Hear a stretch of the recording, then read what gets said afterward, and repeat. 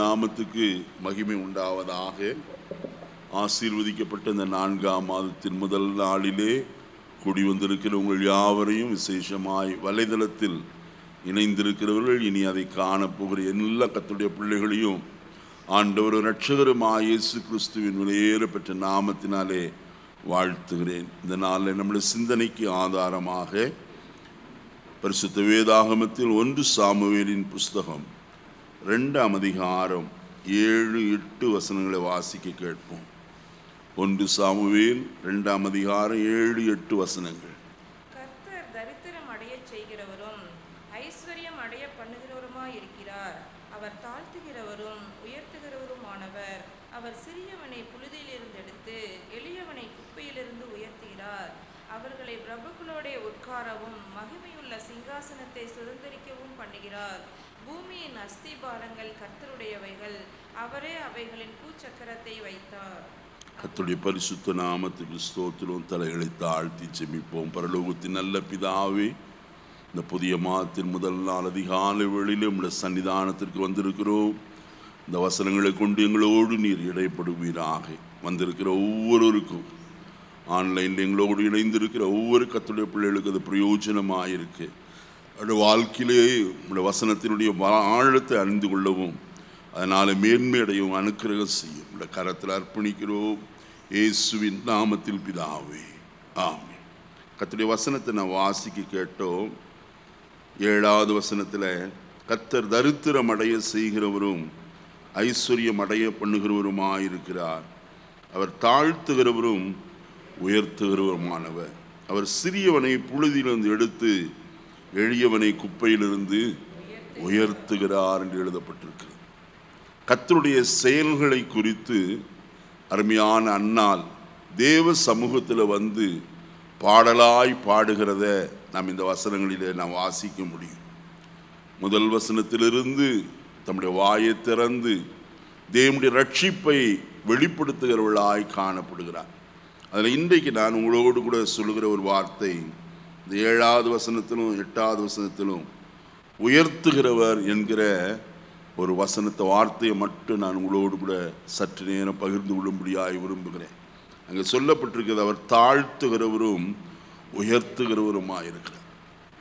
கர்த்தர் ஒருவரே எந்த மனுஷனையும் உயர்த்த முடியும். அவர் யாரை உயர்த்துகிறார் என்றெல்லாம் நான் கர்த்தருடைய வசனத்தில் நான் வாசிக்கலாம். சங்கீதம் 113 7-8 வசனங்களை நான் வாசிக்கலாம். சங்கீதம் 113 அவர் சிறியவனை புழுதியிலிருந்து தூக்கி விடுகிறார், எளியவனை குப்பையிலிருந்து என்ன செய்கிறார்? அப்ப குப்பையிலிருந்து உயர்த்துகிற தேவன். ஒன்றுமில்லை, குப்பை அற்பமானது, அது ஒன்றுக்கும் உதவாது, அது தள்ளப்பட்டது. அவ்விதமான நிலைமையிலிருந்து எந்த மனுஷனையும் தூக்கிவிட அவராலே முடியும். தாவீதை பார்த்து கர்த்தர் ஒரு வார்த்தை சொல்வார், ஆடுகளின் பின்னே திரிந்து கொண்டிருந்த உன்னை நான் அதிலே இருந்து என்ன செய்தேன்? எடுத்து உயர்த்தினேன் என்று சொல்லி. நம்முடைய தேவன் அப்படிப்பட்டவர் தான். இன்றைக்கு உயர்வு கர்த்தராலே மாத்திரமே வர வேண்டியதாக இருக்கிறது. வசனத்தில் என்ன வாசிக்கும் போது அப்போஸ்தலனாகிய பேதுரு 1 பேதுரு 5ஆம் அதிகாரத்தில் அவர் இவ்விதமாய் சொல்லுகிறார். வாசிப்போமா? 1 பேதுரு 5ஆம் அதிகாரம் 6வது வசனம். ஆகையால் ஏற்ற காலத்தில் தேவன் உங்களை உயர்த்தும்படிக்கு அவருடைய பலத்த கைக்குள் என்ன செய்யுங்க? அவர்தான் உயர்த்துகிறவர். அதற்கு ஒரு காலத்தையும் நேரத்தையும் வைத்திருக்கிறார். கர்த்தர் எல்லாவற்றையும் அதினதின் காலங்களில் நேர்த்தியாய் செய்திருக்கிறார் என்று கர்த்தருடைய வசனத்தில் வாசிக்கணும். நேர்த்தியாய் செய்கிறவர் ஏற்ற காலத்திலே நம்ம என்ன செய்ய முடியும்? உயர்த்த முடியும். அதற்கு நாம் செய்ய வேண்டிய காரியம், அவருடைய பலத்த கரத்துக்குள் என்ன செய்யுங்கள்? அடங்கி இருங்கள். அவருடைய கரத்துக்குள்ளே இருக்கும்போது எந்த மனுஷனையும் அவருடைய கரமே உயர்த்த போதுமானதாக இருக்கிறது. இந்த காலையில் 3 விதமான கூட்டத்தாரை கர்த்தர் உயர்த்த போதுமானவராக இருக்கிறார். யார் அவர்கள் என்று முதலாவது பார்க்கலாம். மத்தேயு எழுதின சுவிசேஷம் 25ஆம் அதிகாரம். மத்தேயு எழுதின சுவிசேஷம் 25ஆம் அதிகாரம் 21வது வசனத்தை வாசிக்கலாம். அவனுடைய எஜமான் அவனை நோக்கி, நல்லது உத்தமமும் உண்மையும் உள்ள ஊழியக்காரனே, கொஞ்சத்திலே உண்மையாயிருந்தாய், அநேகத்தின் மேல் உன்னை அதிகாரியாக வைப்பேன். உன் எஜமானுடைய சந்தோஷத்துக்குள் என்ன செய் பாரு. உண்மை உள்ளவனை கர்த்தர் உயர்த்துகிறவராய் காணப்படுகிறார். அதுவும் எவ்வளவு உண்மை எதிர்பார்க்கிறார். கொஞ்சத்திலே உண்மை. நம்முடைய காரியத்திலே கொஞ்சம் உண்மை உள்ளவர்களாக இருப்போமானால் கர்த்தர் மேன்மைப்படுத்த எல்லா விதத்திலும் போதுமானவர். ஆனால் இன்னைக்கு அநேகருடைய வாழ்க்கையில அந்த கொஞ்சத்தில் உண்மை அற்றவர்களாய் காணப்படுகிறார். கர்த்தர் தங்களுக்கு கொடுக்கிற காரியத்தில், கர்த்தரிடத்திலிருந்து பெற்றுக்கொண்ட காரியத்தில் உண்மை இல்லை. ஆனால் ஒன்று, உண்மை உள்ள மனுஷனை கர்த்தர் என்ன செய்கிறவர்? அவர் உயர்த்துகிற தேவனாய் இருக்கிறார். மாத்திரமல்ல, அந்த உண்மை உள்ள மனுஷனை கர்த்தர் தற்காக்கிறவர் என்று சொல்லியும் சங்கீதக்காரனாகிய தாவீது சொல்லும்போது கர்த்தருடைய வசனத்தில் நான் வாசிக்கலாம். இரண்டாவது கூட்டத்தார் யார்? தானியேலின் புஸ்தகம் 4ஆம் அதிகாரம் 17வது வசனத்தை வாசிப்போம். தானியேல் 4:17.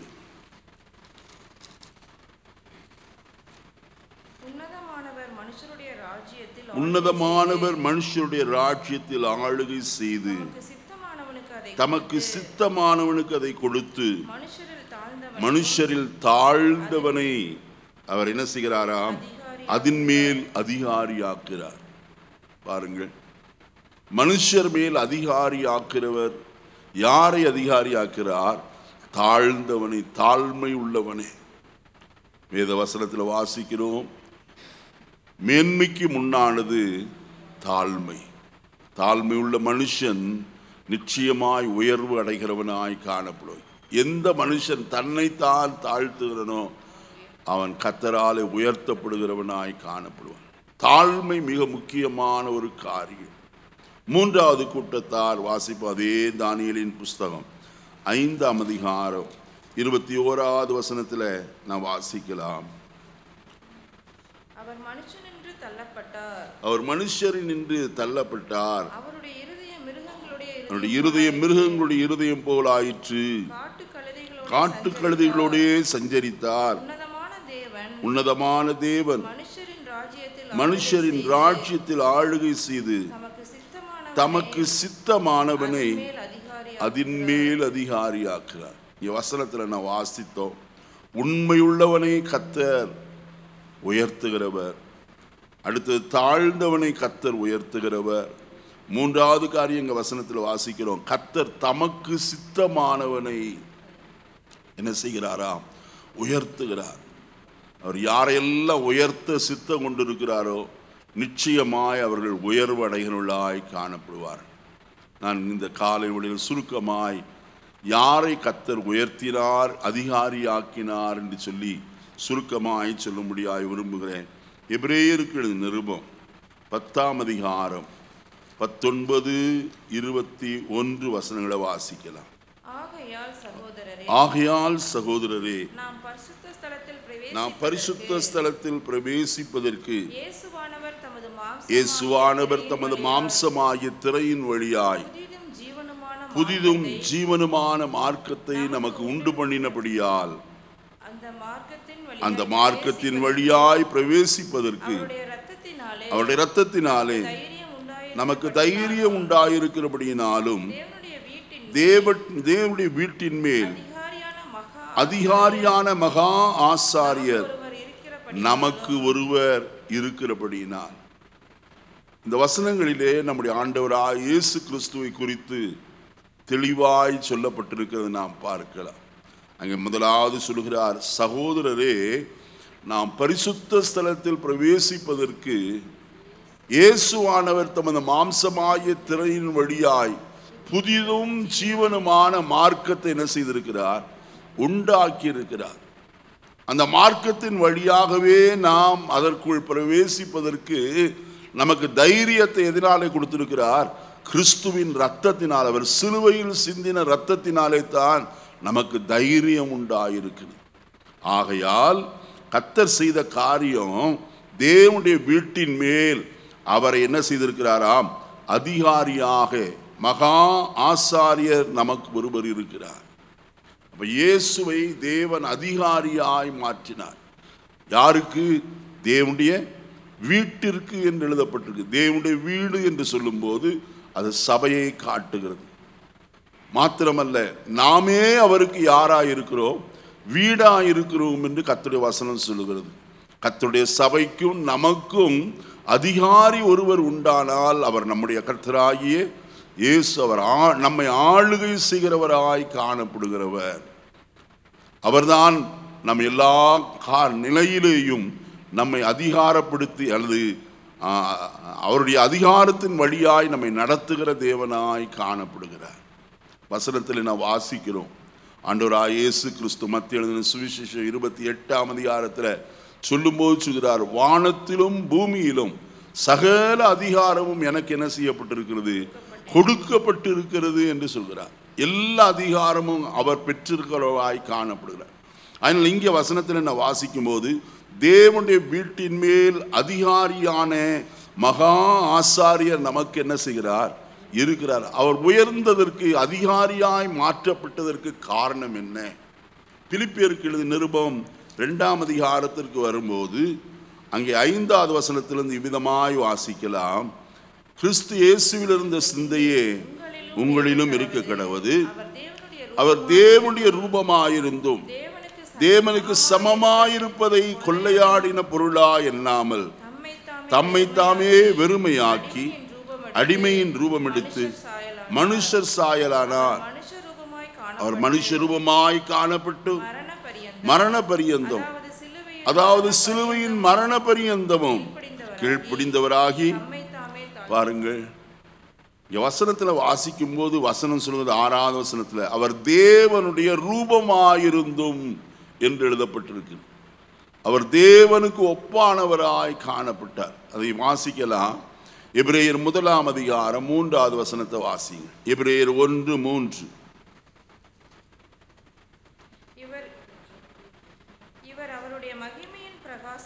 இவர் அவருடைய மகிமையின் பிரகாசமும் அவருடைய தன்மையின் சொரூபமும்.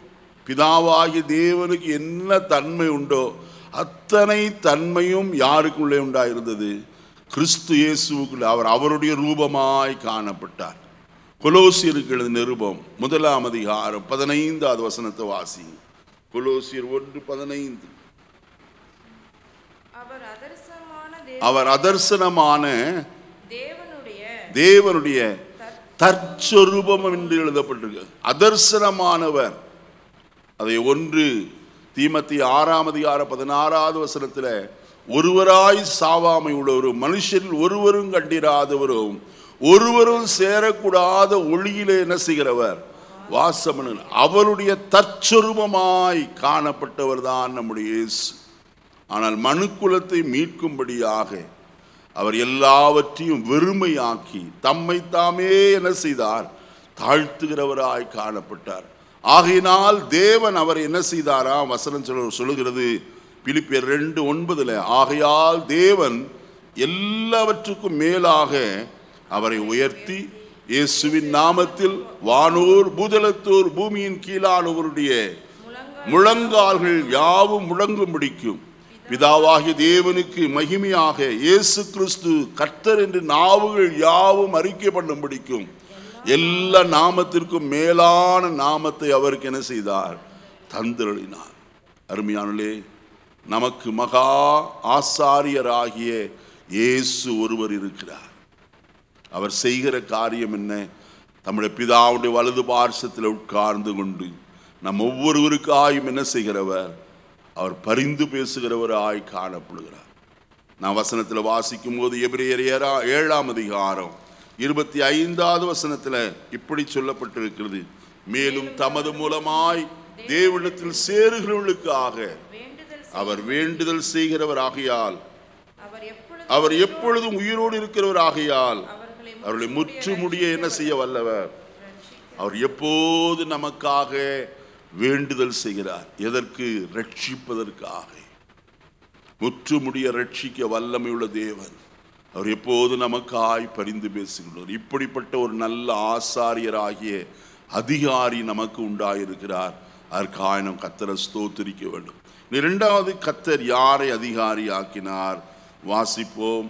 ஆதியாகமத்தின் புஸ்தகம் 41ஆம் அதிகாரம் 41 43வது வசனத்தை வாசிக்கலாம். பின்னும் பார்வோன் யோசேப்பை நோக்கி, பார், எகிப்து தேசம் முழுமைக்கும் உன்னை அதிகாரி ஆக்கினேன் என்று சொல்லி,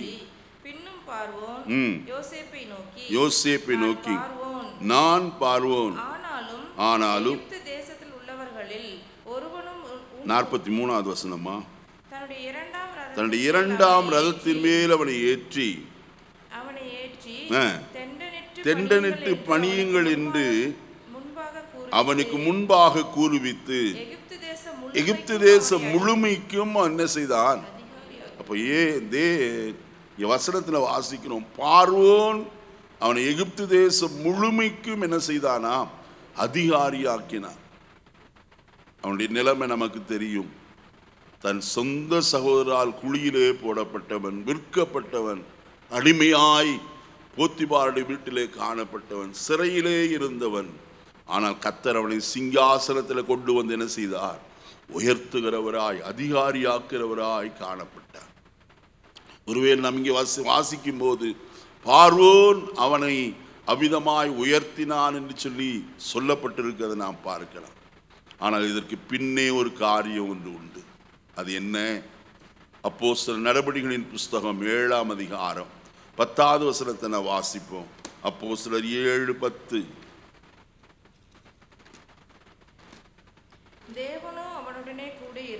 தேவனோ அவனோடு கூட இருந்து எல்லா உபத்திரவங்களினின்றும் அவனை விடுவித்து எகிப்தின் ராஜாவாகிய பார்வோனுடைய சமூகத்தில் அவனுக்கு கிருபையும் ஞானத்தையும் அருளினார். அந்த ராஜா அவனை எகிப்து தேசத்திற்கும் தன் வீடு அனைத்திற்கும். பார்வோன் அவனை அதிகாரியாய் மாற்றியிருந்தாலும் அதற்கு பின்னாய் காணப்படுகிற கர்த்தருடைய கரம் ஒன்று உண்டு. அங்க வசன விதமாய் சொல்கிறது, தேவனோ அவனுடனே கூட இருந்து. முதலாவது தேவ சமூகம் அவனோடு கூட இருந்தது. கர்த்தருடைய பிரசன்னத்தின் கீழ் அவன் காணப்பட்டான். ஒருவேளை நீங்கள் எப்படி சொல்லுகிறீர்கள் என்று கேட்கலாம். பாவத்திற்கு விலகி ஓடுகிற ஒரு மனுஷன் அவன் சொல்லுகிறான், நான் தேவனுக்கு விரோதமாய் பாவம் செய்வது எப்படி? தேவனுக்கு அஞ்சி நடந்தவன், தேவனுக்கு பயந்து நடந்தவனாய் காணப்பட்டான். அதனால் தான் கர்த்தர் அவனோடு கூட என்ன செய்தார்? காணப்பட்டார். இன்னைக்கு நம்மோடு கூட கர்த்தர் காணப்பட வேண்டும். ஒரு காரியத்தை நான் மட்டும் சொல்ல விரும்புகிறேன். யாரோடு கர்த்தர் காணப்படுவார்? 2 கொரிந்தியர் 13ஆம் அதிகாரம் 11வது வசனத்தை வாசிப்பார். 2 கொரிந்தியர் 13:11. கடைசியாக சகோதரரே, சந்தோஷமாயிருங்கள், நற்சீர் பொருந்துங்கள், ஆறுதல் அடையுங்கள், ஏக சிந்தையாயிருங்கள், சமாதானமாயிருங்கள். அப்பொழுது அன்புக்கும் சமாதானத்திற்கும் காரணராகிய கர்த்தர் தேவன் உங்களோடு கூட. பாருங்க, கர்த்தர் ஒரு மனுஷனோடு கூட இருக்க வேண்டுமானால் அங்கே வசனத்தில் சொல்லப்பட்ட காரியம் நம்முடைய ஜீவிதத்தில் காணப்பட வேண்டும். கடைசியாக சகோதரரே என்ன செய்யுங்கள்? சமாதானமாயிருங்கள், நற்சீர் பொருந்துங்கள். இதை ஒவ்வொன்றாய் சொல்லி கொண்டு வருகிறார். இவைகள் எல்லாம் இருக்குமானால் அங்கே சொல்லுகிறார், அன்புக்கும் சமாதானத்திற்கும் காரணராகிய கர்த்தர் உங்களோடு கூட என்ன செய்வார்? கர்த்தருடைய பிரசன்னம் நம்மோடு கூட இருக்க வேண்டும். வேத வசனத்தில் கர்த்தருடைய பிரசன்னத்தை விட்டு கடந்து போன அநேக மனுஷரை பார்க்கலாம். மாத்திரமல்ல, ஒரு மனுஷனை குறித்து, ராஜாவாயிருந்த மனுஷனை குறித்து கர்த்தர் சொல்லுகிறார், சவுலை விட்டு என் கிருபையை நான் விலக்கினது போல நான் சாலமோனை விட்டு என் கிருபையை என்ன செய்ய மாட்டேன்? விலக்க மாட்டேன். சவுலோடு கூட இருந்த கர்த்தருடைய கிருபை அவனை விட்டு விலகிட்டு. காரணம், தேவ சத்தத்திற்கு கீழ்ப்படியாதது. கீழ்ப்படியாமை அவனுக்குள்ள இருந்தபடியினாலே, துணிகரம் அவனுக்குள்ள இருந்தபடியினாலே கர்த்தர் அவனை விட்டு விலகி போனார். வேதாந்தான் சொல்கிறது, தாவீதின் மேல் கர்த்தருடைய ஆவியானவர் வந்து என்ன செய்திருந்தார்? இறங்கி இருந்தார். அதே சமயத்தில் சவுலை விட்டு கர்த்தருடைய ஆவியானவர் என்ன செய்தார்? கடந்து போனார் என்று எழுதப்பட்டது. எப்போதும் தேவ சமூகத்தில் நாம் காணப்பட வேண்டும். கர்த்தருக்கு பயப்படுகிற பயத்தோடு நாம் ஜீவிக்க வேண்டியது அவசியம். அடுத்த காரியம் வசனத்தில் சொல்கிறது, எகிப்தின் ராஜாவாகிய பார்வோனுடைய சமூகத்தில் அவனுக்கு என்ன செய்தாரா? கிருபையை தந்தார். அடுத்தது ஞானத்தை அருளினார் என்று எழுதப்பட்டது. ஆயினத்தான் பார்வோன் சொல்கிறான், உன்னை போல ஞானமும் வேகம் உள்ள வேறொரு மனுஷன் இல்லை. அதற்கு காரணம் என்ன? அங்கே பார்வோன் சொல்லும்போது ஒரு வார்த்தை சொல்கிறான், தேவ ஆவியை பெற்ற உன்னை போல வேறொருவன் உண்டோ? அப்ப கர்த்தருடைய ஆவியானவர் யாருக்குள் இருக்கிறார்களோ அவர்களிடத்திலிருந்து ஞானம் வெளிப்படும். தேவனுடைய கிருபையை நாம் காண முடியும். கர்த்தர் யோசேப்போடு கூட இருந்து அவனை எகிப்து தேசம் முழுமைக்கும் பார்வோனுடைய வீட்டார் அனைவருக்கும் கர்த்தர் யாராய் மாற்றினார்?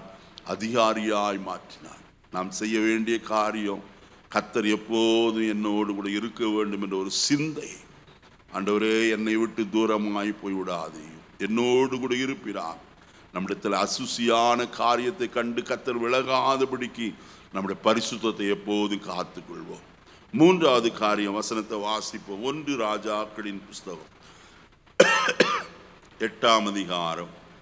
1 ராஜாக்கள் 8ஆம் அதிகாரம் 16வது வசனத்தை வாசிப்போம்.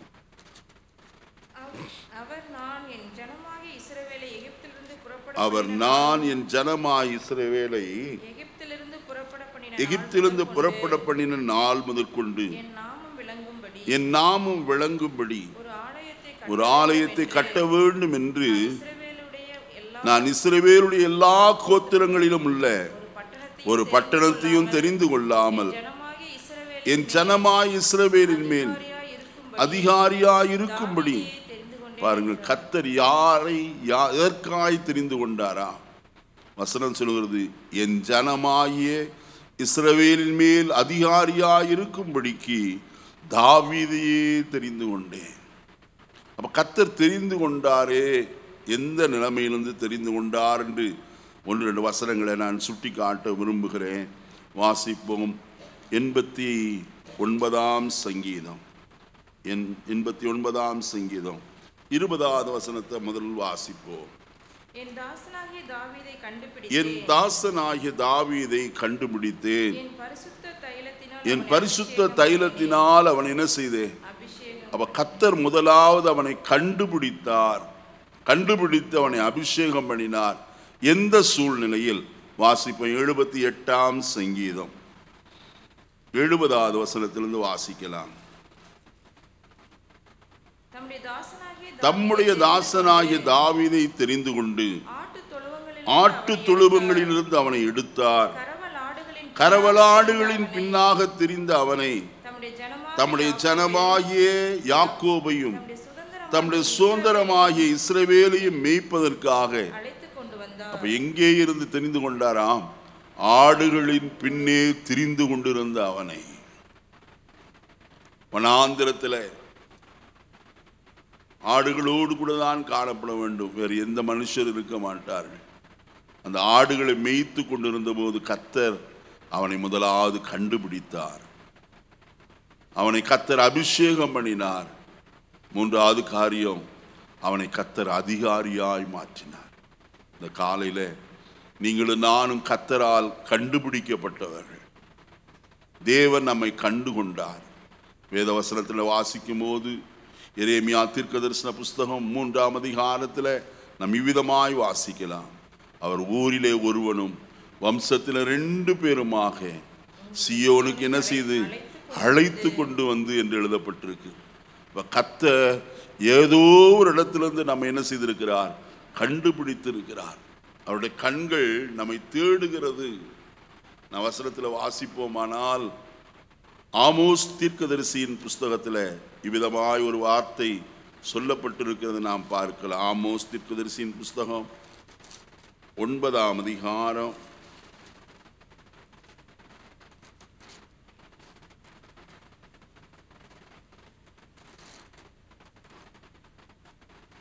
'வனாந்திரத்தில் முதற்தரம் பழுத்த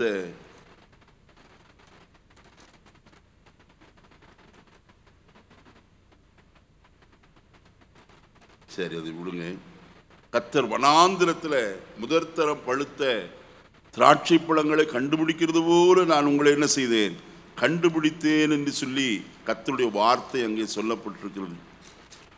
ஓசியாவின் புஸ்தகம் 9ஆம் அதிகாரம், ஓசியா 9:10. ஓசியா 9:10 தவறாய் சொல்லிட்டேன். ஓசியா 9:10. வனாந்திரத்திலே திராட்சை குலைகளை கண்டுபிடிக்கிறது போல இஸ்ரவேலை என்ன செய்தே. வனாந்திரத்தில் திராட்சை இருக்குமா, விளையுமா, அபூர்வமாய்த்தான் காணப்படும். அப்படி கர்த்தர் நம்மை தேடி கண்டுபிடித்து நம்மை அதிகாரியாக இந்த உலகத்தில் மாற்றியிருக்கிறார். நம்ம ஒவ்வொருவருக்கும் கர்த்தர் கொடுத்திருக்கிற அதிகாரத்தை நாம் அறிந்து கொள்ள வேண்டும். நாம் அதிகாரம் பெற்றவர்கள் என்பதை நாம் அறிய வேண்டும். என்ன அதிகாரத்தை நாம் பெற்றிருக்கிறோம்? வசனம் விதமாய் சொல்கிறது. யோவான் எழுதின சுவிசேஷம் 1ஆம் அதிகாரம் நாம் 12வது வசனத்தில் வாசிக்கும் போது, அவருடைய நாமத்தின் மேல் விசுவாசம் உள்ளவர்களாகி அவரை ஏற்றுக்கொண்டவர்கள் எத்தனை பேர்களோ அத்தனை பேர்களும் தேவனுடைய பிள்ளைகளாகும்படிக்கு அவர்களுக்கு. பார்த்தீங்களா, நாம் யார்? தேவனுடைய பிள்ளைகள். அந்த தேவனுடைய பிள்ளைகளுக்குரிய சுதந்திரம் என்ன? 1 யோவான் 3ஆம் அதிகாரம் முதல் 3 வசனங்களில் வாசிக்கும் போது, நாம் தேவனுடைய பிள்ளைகள் என்று அழைக்கப்படுவதினாலே பிதாவானவர் நமக்கு பாராட்டின அன்பு எவ்வளவு பெரிதென்று பாருங்கள். உலகம் அவரை அறியாதபடியினால் நம்மையும் அறியவில்லை. பிரியமானவர்களே, இப்பொழுது தேவனுடைய பிள்ளைகளாயிருக்கிறோம். இனி எவ்விதமாய் இருப்போம் என்று இன்னும் வெளிப்படவில்லை. ஆகிலும் அவர் வெளிப்படும் போது அவர் இருக்கிற வண்ணமாகவே நாம் அவரை தரிசிப்பதினால் அவருக்கு ஒப்பாயிருப்போம் என்று அறிந்திருக்கிறோம். அவர் மேல் இப்படிப்பட்ட நம்பிக்கை வைத்திருக்கிறவன் எவனும் அவர் சுத்தமுள்ளவராயிருக்கிறது போல தன்னையும் சுத்திகரித்துக் கொள்கிறார். நன்றாய் கவனிப்போம். தேவனுடைய பிள்ளைகளுக்குரிய ஸ்லாக்கியம் என்ன? இயேசு எப்படி இருக்கிறாரோ அப்படியே நாமும் என்ன செய்வோம்? மாறுவோம். அல்லேலூயா சொல்லுவோமா? அவரை போல நாம் மாற்றப் போகிறோம். கர்த்தர் அவ்விதமாய் மாற்றத்தான் நம்மை தெரிந்து கொண்டார். சொல்லும்போது சொல்லுகிறாரே, நான் எங்கே இருக்கிறேனோ அங்கே எனக்கு நீ தந்தவர்களும் இருக்கும்படிக்கு நான் உம்மிடத்தில் வேண்டிக் கொள்கிறேன் என்று சொன்னார். இயேசு சொல்லும்போது சொன்னாரே, யோவான் 14ஆம் அதிகாரத்தில், நான் போய் ஒரு ஸ்தலத்தை ஆயத்தம் பண்ணின பிறகு நான் இருக்கும் இடத்தில் நீங்களும் இருக்கும்படியாக நான் மறுபடியும் வந்து உங்களை என்னிடத்தில் என்ன செய்வேன்? அவரோடு இருப்பது எவ்வளவு பெரிய ஸ்லாக்கியம். அதற்குத்தான் தேவன் நமக்கு கொடுத்திருக்கிற அதிகாரம். நாம் தேவனுடைய பிள்ளைகள் என்று சொல்கிற அதிகாரத்தை கர்த்தர் தந்திருக்கிறார். நாம் இந்த உலகத்தில் மாம்ச பிரகாரமாய் தாய் தகப்பன்மாருக்கு பிள்ளைகளாய் காணப்பட்டாலும் தேவன் நம்மை ஆவியினாலே மறுபடியும் பிறக்க வைத்து மனம் திரும்புதலை கொடுத்து அந்த ரட்சிப்பின் அனுபவத்தில் தந்து நம்மை தேவனுடைய பிள்ளைகளாய் மாற்றியிருக்கிறார். நாம் இப்பொழுது யார்? தேவனுடைய பிள்ளைகள். இனி யார்? நாம் இயேசுவை போல நாம் மாறப்போகிறோம். அவருக்கு ஒப்பாய் நாம் காணப்படுவோம். அதான் வசனம் சொல்கிறது, அவர் மேல் இப்படிப்பட்ட நம்பிக்கை வைத்திருக்கிறவன் எவனும் அவர் சுத்தமுள்ளவராயிருக்க போல தன்னையும் என்ன செய்கிறார்? அவருக்கு ஒப்பாயிருப்போம் என்று கர்த்தருடைய வசனத்தில் வாசிக்கிறோம்.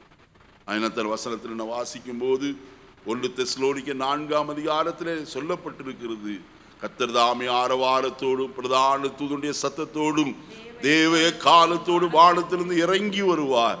அப்பொழுது கிறிஸ்துவுக்குள் மரித்தவர் முதலாவது எழுந்திருப்பார்கள். பின்பு உயிரோடு இருக்கும் நாமும் கர்த்தருக்கு எதிர்கொண்டு போக மேகங்கள் மேல் அவர்களோடு கூட ஆகாயத்தில் எடுத்துக் கொள்ளப்பட்டு இவ்விதமா எப்பொழுதும் யாரோடு இருப்போம்? கர்த்தருடனே கூட இருப்போம். கர்த்தரோடு இருப்பது எவ்வளவு பெரிய ஸ்லாக்கியம். நீ அடுத்த காரியத்துக்குள்ள கடந்து போக விரும்புகிறேன். 4வது காரியம் வாசிப்ப எஸ்தரின் புஸ்தகம் 8ஆம் அதிகாரம் 2வது வசனத்தை வாசிப்போம். எஸ்தர் 8:2.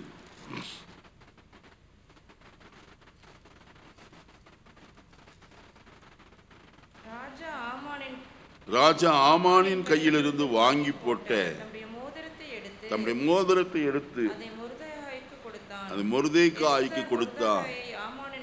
எஸ்தர் மொர்தெகாயை ஆமானின் அரண்மனைக்கு. இந்த எஸ்தரின் புஸ்தகம் 1 தேவன் என்கிற வார்த்தை அல்லது கர்த்தர் என்கிற வார்த்தை ஒன்றும் இருக்காது. ஆனால் மறைமுகமாய் கர்த்தருடைய செயல்பாடுகளை நாம் பார்க்க முடியும்.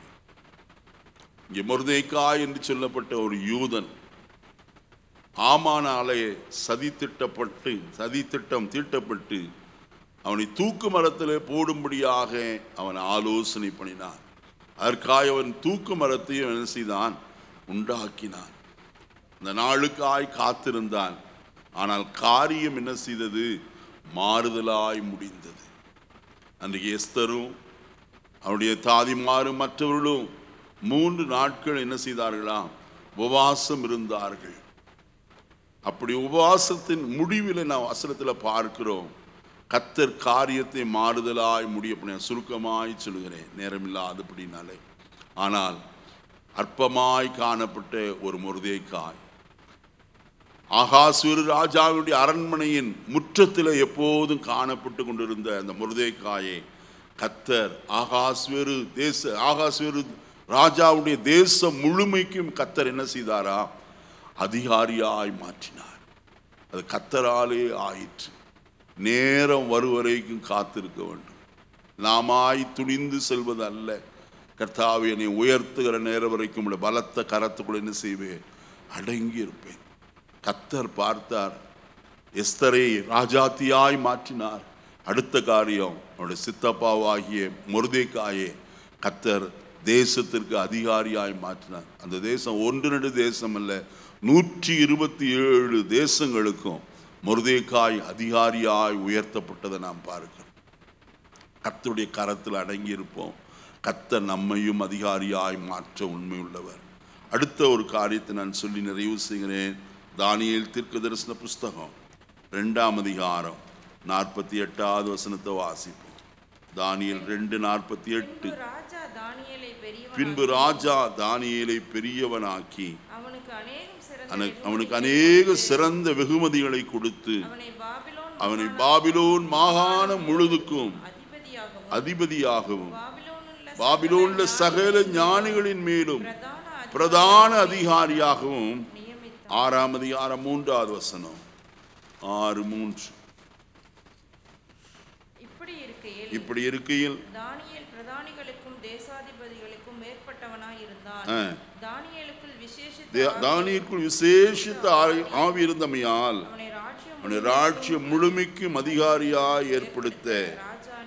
பாருங்கள், தானியேலை கர்த்தர் ராஜாவாய் உயர்த்துவதற்கு சித்தம் கொண்டிருந்தார்.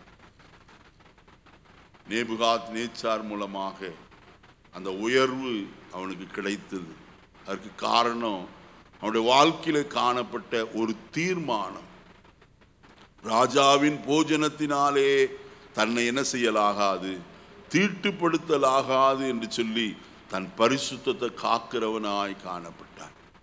என்று சொன்னால் ராஜாக்குடைய ஆகாரங்கள் எப்போது விக்கிரகத்திற்கு முன்பதாய் படைக்கப்பட்டு அதற்கு பிறகுதான் எல்லாருக்கும் விளம்புகிறதா இருக்கும்.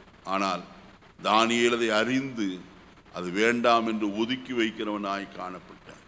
அவருடைய பிரதிஷ்டை, அவருடைய தீர்மானம், இன்றைக்கு நம்முடைய தீர்மானத்தில் தான் நம்முடைய உயர்வு அடங்கி இருக்கிறது. நாம் மேன்மைப்பட வேண்டுமானால் நம்முடைய தீர்மானங்களில் நாம் பரிசுத்தத்தை காத்துக் கொள்கிறோமா? 2வது காரியம், தானியேலுக்குள்ள விசேஷித்த ஆவி காணப்பட்டது. 3வது, அவன் எப்பொழுதும் கர்த்தரை நோக்கி என்ன செய்கிறவன்? ஜெபிக்கிறவனாய் காணப்பட்டவன். அதுவும் சாதாரணமாய் தனி ஜெபம் மட்டுமல்ல, தன் சகோதரர்களோடு கூட ஐக்கியப்பட்டு ஜெபிக்கிறவனாய் காணப்பட்டான். கூட்டு ஜெபம் அவனுடைய வாழ்க்கையிலே காணப்பட்டது. மாத்திரமல்ல, எதற்கும் பயப்படாதபடிக்கு காணப்பட்டவன். ராஜாவுடைய பத்திரத்திற்கு கையெழுத்து வைக்கப்பட்டது என்று அறிந்த போதிலும் பரலோகத்தின் தேவனை நோக்கி அவன் ஜெபிக்கிறான். அதுவும் கதவை அடைத்து அல்ல, கதவுகளை என்ன செய்து திறந்து வைத்து ஜெபம் பண்ணினான். கர்த்தர் அவனோடு கூட இருக்கிறதை விளங்க பண்ணி எல்லாருக்கும் மேன்மையாய் அவனை என்ன செய்தார்? உயர்த்தினார். இன்றைக்கு உயர்வு கர்த்தருடைய கரத்தில் இருக்கிறது. நம்மை உயர்த்துவதற்கு கர்த்தரால் ஆகும்.